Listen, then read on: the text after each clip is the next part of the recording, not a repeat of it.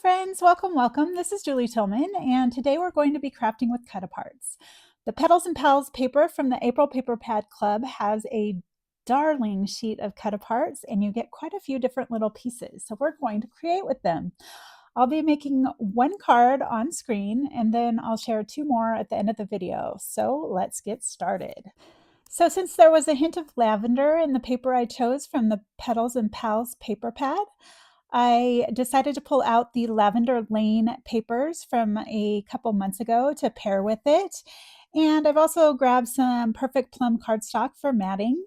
And then I've pre-cut my little cut aparts with my Brother Scan and Cut machine. So they are all ready to go.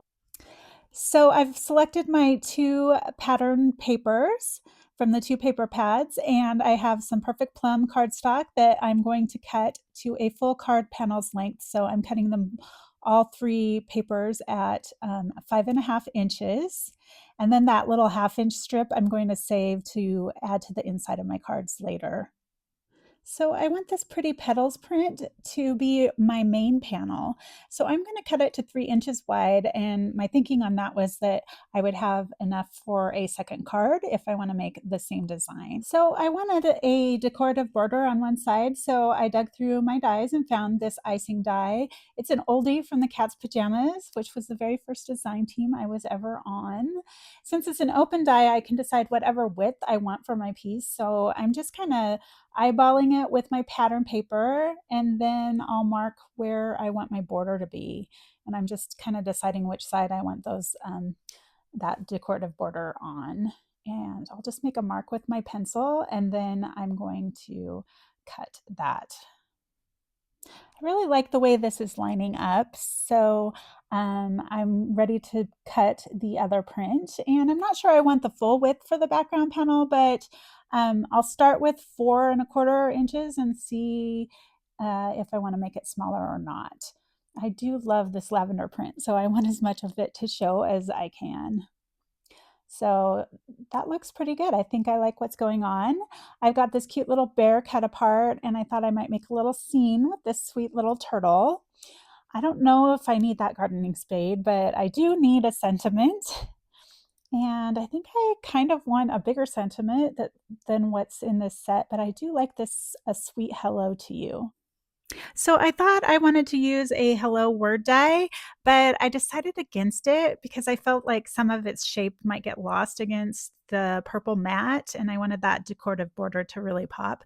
So I'm going to set that aside to use later. But while I was looking for that, I did find this adorable older set, Woodland Buddies, and I think it's still in the shop. So if so, I'll link it in the description. I just love this little sign and the hello. So I thought maybe I could have it popping up behind the little turtle. So off screen, I colored and cut that little sign image out. And I just love how it turned out. It's so cute. And I'm just going to tuck it in between, I think, the bear and the turtle. And I'm just deciding like what levels I want things on. I think I want that turtle to be popped up.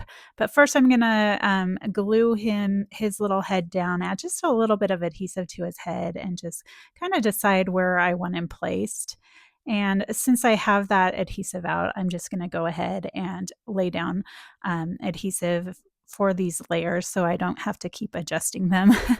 So I'd love to know if you use the cut aparts in your paper pads.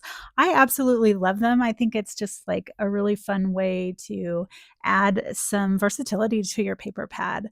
So I'm always excited when I see there's a cut apart sheet in one of the paper pads. It's just a really cool extra.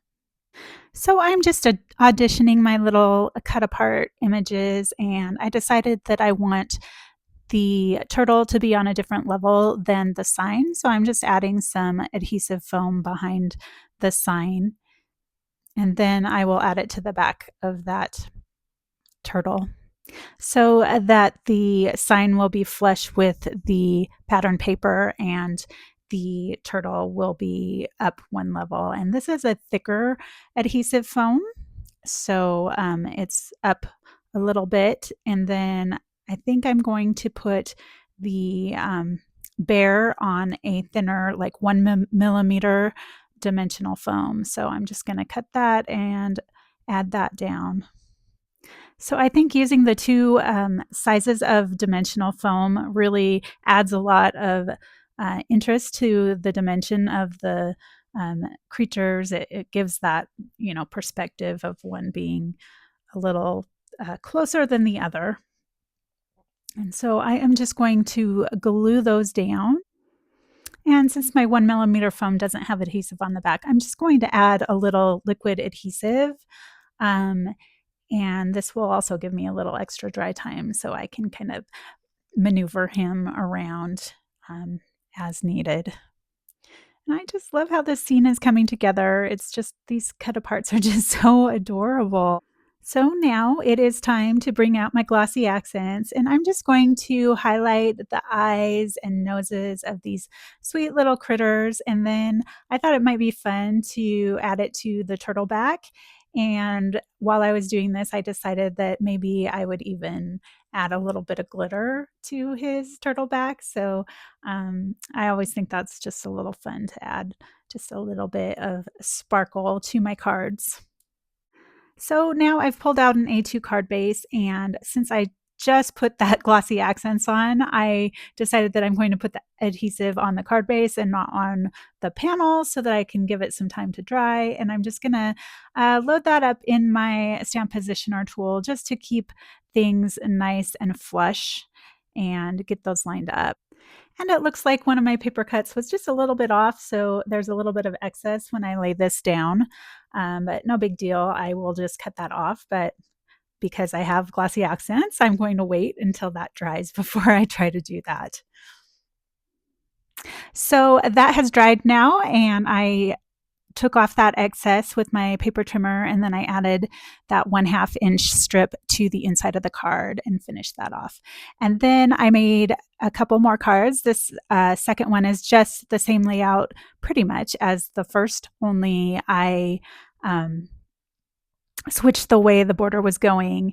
And I colored that little butterfly cut apart to have purples instead of pinks. And I did kind of the same thing on the flowers with the raccoon. And then that's the one and done sentiment die. And I just used the Just a Little Something Sweet stamp from the April stamp of the month. And then I just used a little strip of paper on the inside, and I accented with that cute little froggy. So for the final card, I wanted to use that hello die that I had cut earlier and didn't use. I had a little lavender scrap left over to use as well. And then I pulled out this print from the Petals and Pals paper pad, and I cut it to 3 3/4 by 5 inches. And then I matted it with some plum cardstock and used an embossing folder on that little purple square. And I used the one and done sentiment die again with a stamped sentiment. So I finished off the card with some rhinestones and those cute little cut aparts. So that is my group of 3 cards. I had so much fun creating these. Thanks so much for stopping by today. I hope you're inspired to pull out those cut aparts and get to creating. If you enjoyed this video, I'd love it if you'd give it a like and leave a purple heart in the comments. And if you're new to me, I'd love it if you'd check out my channel. All the products I used today will be linked in the description box below. Thanks again, and I'll catch you on the next one.